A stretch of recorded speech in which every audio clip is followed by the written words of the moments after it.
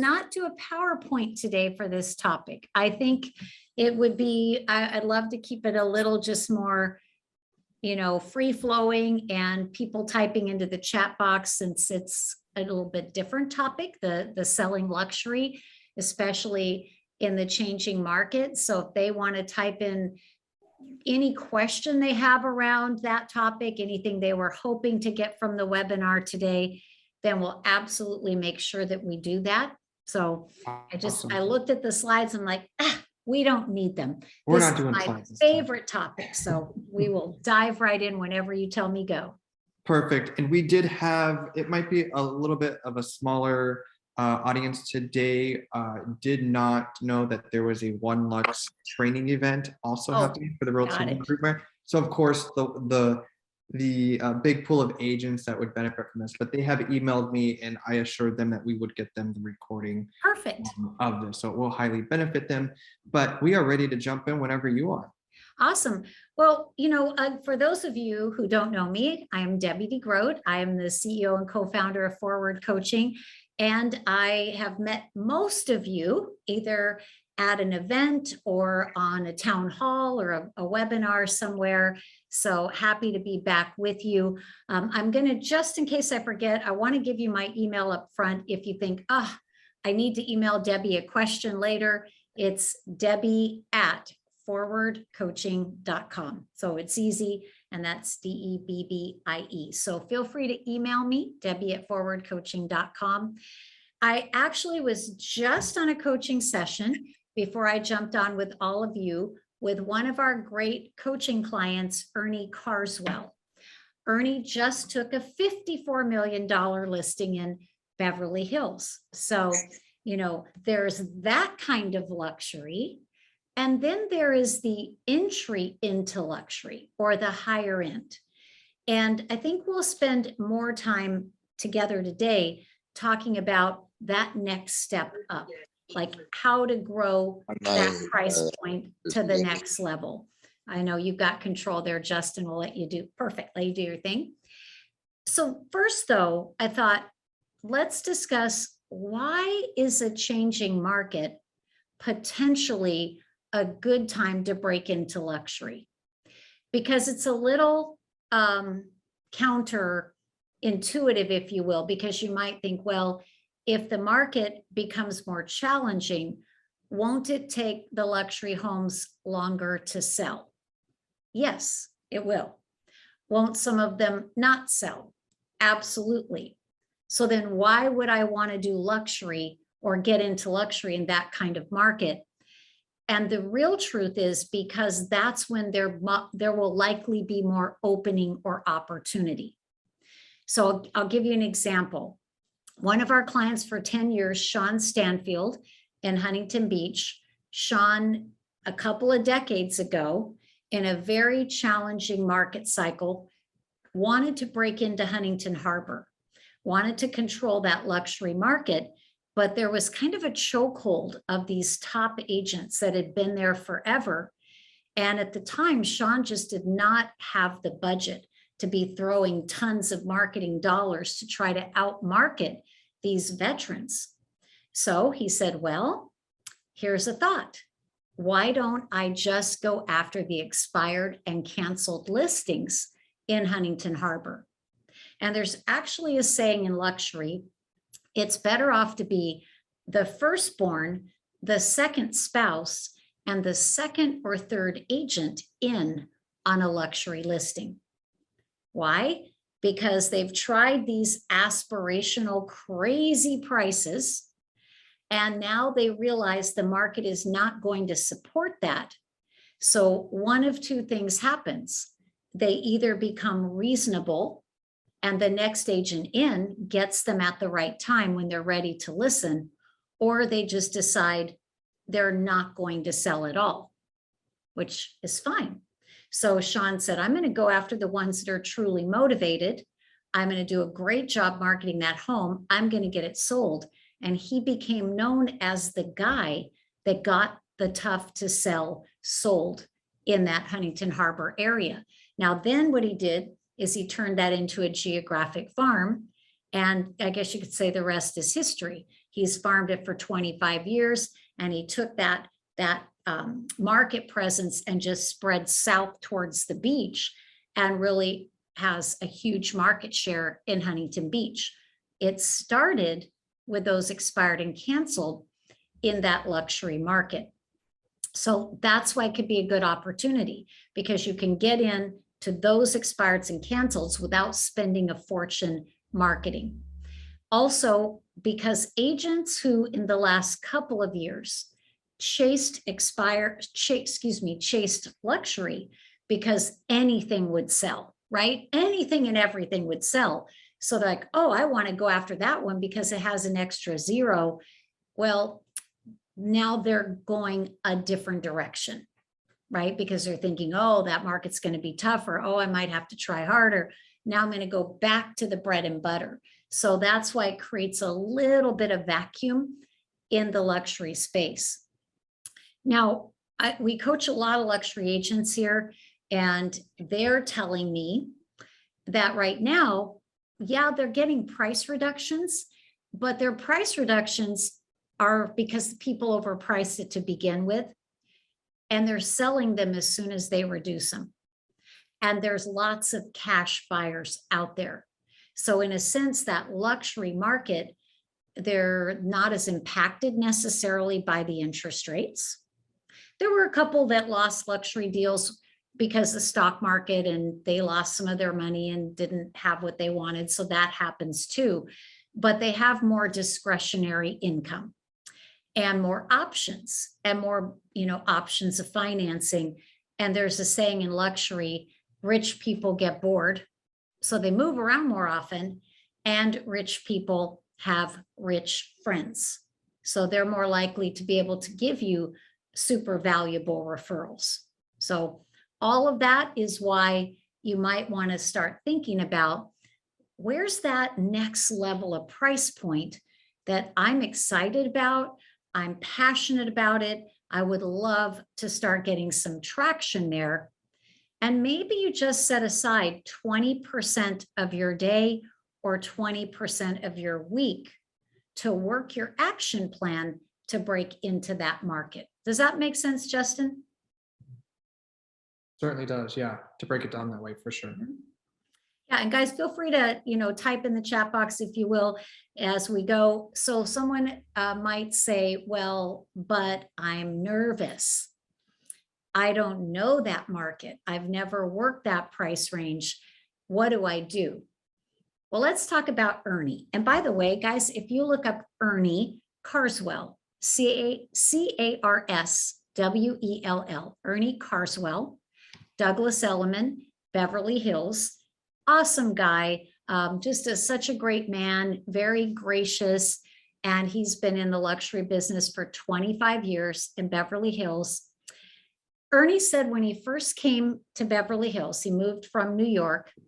He said, I didn't know anybody or anything, starting from scratch. So what did he do? Ernie started studying the market. And one of the ways he studied the market is he would go out on the broker tours, and he would look at anything that was held open in that Beverly Hills, Bel Air, can't say it twice, Bel Air area.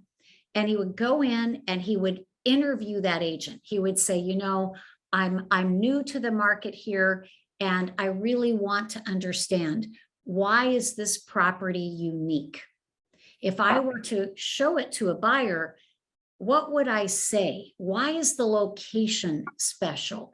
And really what he was doing, guys, is he was getting these veterans to dump all their knowledge into his head. And they loved it. They loved that he would be asking these questions about the property.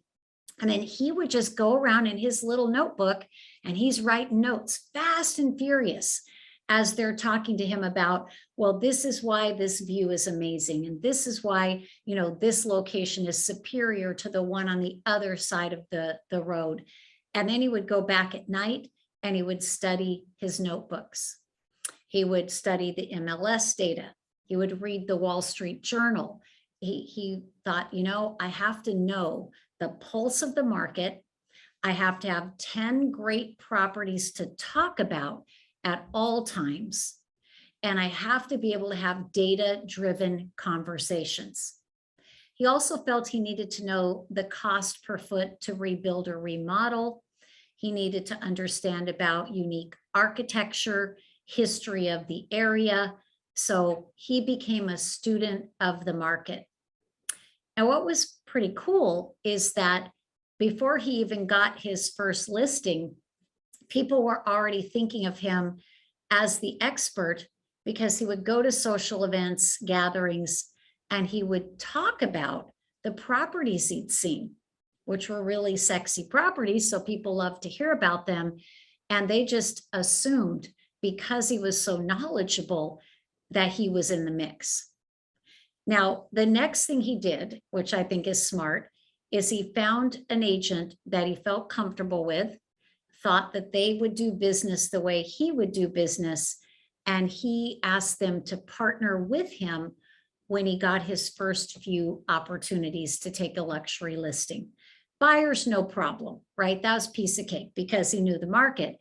But for a seller to hire him and to say, well, what's your track record? He thought, well, I'm gonna partner with someone that has a track record. And sure, I have to give up a piece of my money on the first 3 to 5 deals. However, I get to see them in action and I get to learn from them.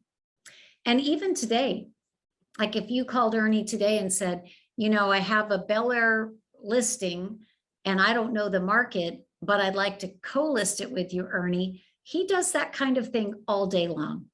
So he is really big on building your agent relationships, getting to know the luxury agents in your community, and being someone they enjoy working with. So if you don't have a track record, what do? You get your product knowledge, you can control that. You study that market. If your company has a huge particular office company, any track record that you can pull from their credentials, absolutely use it. And possibly bring in a partner. And then last resort, when they say, have you sold any homes in my price point or area? You say, I haven't. And yet, that's exactly why you'll want to choose me. Because you see, I am determined to break into this market in a big way. Because of that, I'm hungry. I'm going to work overtime. I am going to outwork, out strategize anyone else that you might choose to hire. People like that, right? They like that because sometimes the veteran agents come in and they're very, oh yeah, a little cynical, a little snooty. They love someone. When Sean used to go in on those expireds, they loved him because he was enthusiastic and positive and full of creative ideas. So just because you haven't done it before doesn't mean you can't break in, right? And there is differences, luxury is technically defined as the top 10% of the price point in your market. So depending on where you guys are, $1 million may be luxury.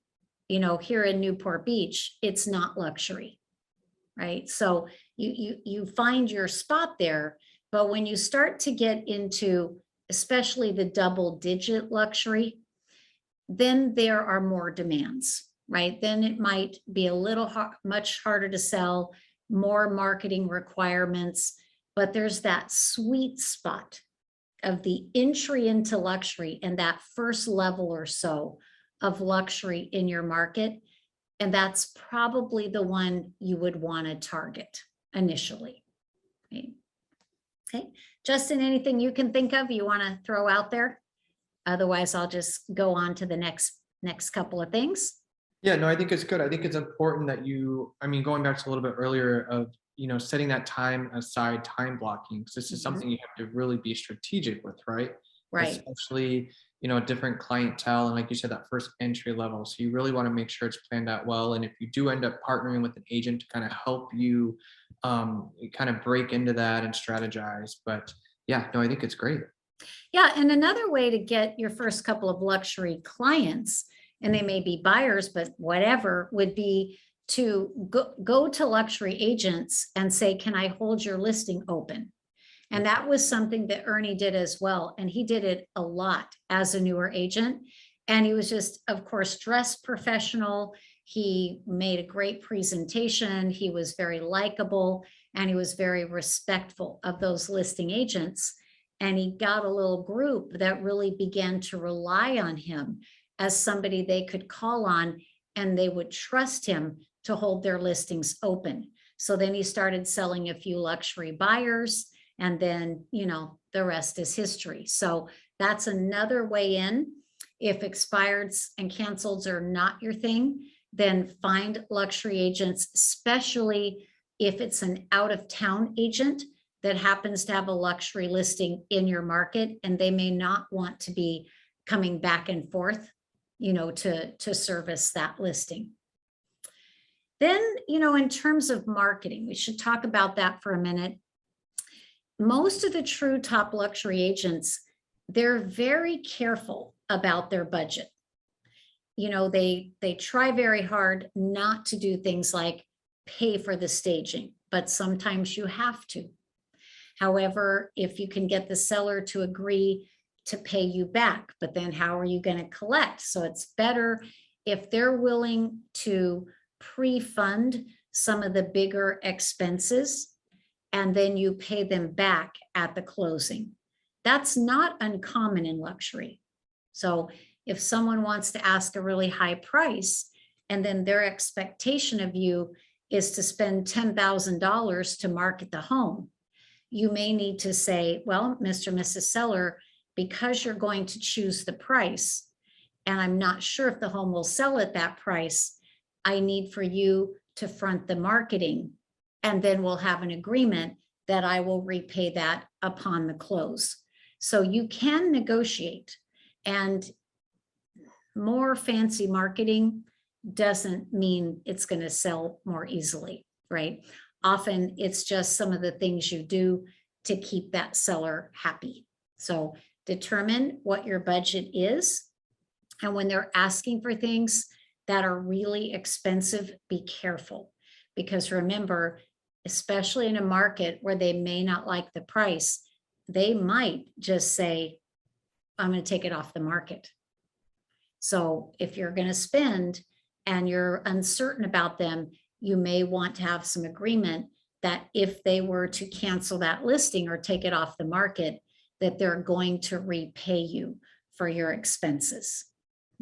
Ernie said to me the other day, I'm going to be a little cautious on the double-digit properties I take in the next year because they will be harder to sell, and I don't want to have a lot of money out in marketing expense. So be careful when it comes to that. Right?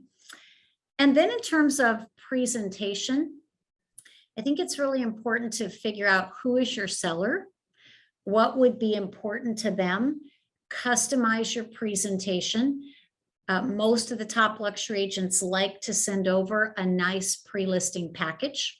So they have a chance to read about you, to see some of the marketing you might have sketched out for their home. And then when you get in the home, you'll cover the highlights. I think the reviews as you go and sell more and have great stories of success, those definitely matter. So start from day one, collecting those great reviews. And remember, they may be very, very rich, but that doesn't mean that you have to have, Gucci shoes and a Prada suit. Okay. You're not them. We're the hired help. However, it is important to look professional. And some markets are more casual than others, but I will say, even here in the beach markets, most of the top luxury agents, they may not have a suit and tie, but a sport coat and a jacket, or a nice dress, or, a skirt and a blouse. Or, they definitely go in for the most part looking professional. because, lots of money on the table. And do research about your seller. There was a funny episode of $1 Million Listing. By the way, Ernie actually has a reality show. He reluctantly agreed. It's Kendra Sells Hollywood. It's on Discovery Plus. It's going to be on, I think, HBO Max in a couple months as well. I think they're on their 3rd season. And it's about how Kendra, the ex-Playboy bunny, joined Ernie's team. And he's teaching her to be a proper real estate agent. So the nice thing about the show is Ernie is a very serious guy. So when you watch it, you'll see him in action. It's very educational because you'll see him in these properties. You'll see his tips for how he's teaching her to demonstrate a house and appropriate protocol at a luxury property. It's actually pretty good to watch, to see that. And Ernie and I created a luxury course that if any of you are interested, you can always email me later. But one of Ernie's friends is Josh Altman. So you guys probably know Josh from $1 Million Listing. There was an episode of the $1 Million Listing where Josh came out dressed in a 3-piece suit and tie and vest and all of that stuff. And his wife stopped him and said, "Josh, you're going to take a listing in Manhattan Beach. People at the beach don't dress that way. You need to go change." So Josh went in and changed, came out with nice, I'm sure, very expensive jeans and a polo, looked nice enough, looked okay. He shows up at the seller's property, rings the doorbell, and the seller opens the door wearing a 3-piece suit. And the seller's comment to Josh was, "Is that how you dress to list a multi-million-dollar property?" So what got screwed up here? They assumed by the location of the property that the seller would dress or be a certain way. Instead of going online and researching that seller, had they done that, they would have known that the seller was a banker. In fact, he owned banks all around the world. He was not a surfer dude. So do your homework. Who are they? What do they do for a living? What's their personality style? What's important to them? A favorite question I have: what is important to you about the sales professional you will hire? So if you ask that when you're booking the appointment, that gives you a lot of cues and clues on how you need to prepare your presentation, right? And so then every luxury listing you get another. So have a good, strong action plan. Maybe do a wine and cheese event to invite the neighbors in. One of our luxury agents does what they call bubbles and brunch. So they'll do that on a Sunday morning before the public open house. So they can get to meet the neighbors and have some special connections. And, open houses, absolutely, if they'll allow you to do them, because that's going to give you a chance to hopefully create another deal around that luxury listing. So think about it this way. I need to upgrade everything I do. What I wear to that appointment, how my materials look, what I offer in terms of marketing, my 5-star service, because remember, these are people who are used to 5-star service, right? And then last thing I would say, Justin, is we are the hired help. And Ernie always makes that point that he never is overly familiar with a luxury customer. He lets them set the pace for the relationship. Katy Perry is his client, and they have a great relationship and rapport. However, he may have a different client who only wants to interact with their business manager in between. So you just have to be mindful to be very discreet. Ernie does not name drop his clients. The only ones we ever talk about are if they're out there on TMZ or, somewhere in the public where they know that Ernie is the agent Otherwise, he's very careful, very confidential, and also very low key in his approach to that relationship with the seller. Okay. All right, so I think that's kind of a lot. I know we hit him hard and hit him fast here today. And just feel free to check out Ernie's website. I think you'll enjoy that. I would check out the show, Kendra Sells Hollywood. You'll see him in action. And then if you're really determined to do more with this, obviously you can reach out to us about one-on-one coaching or the luxury group course that we have that can be turned on for you on demand. But Justin, I just always appreciate the chance to be with you guys. And I will come back again with a new topic soon. Awesome. Thank you so much. We really appreciate you. This was awesome today. And just want to reiterate, like you said, if you really want to get into that luxury market, you have to change your mindset and kind of elevate everything Yes. about your business for that market share to get in there, right? Your listing presentation, your look, your conversation pieces, all that stuff. So I'll make sure everyone gets this recording so you can Thank watch you. it again. And Debbie, we appreciate you so much. All right, guys, have a great day. Good luck. Take care, Bye-bye. everyone.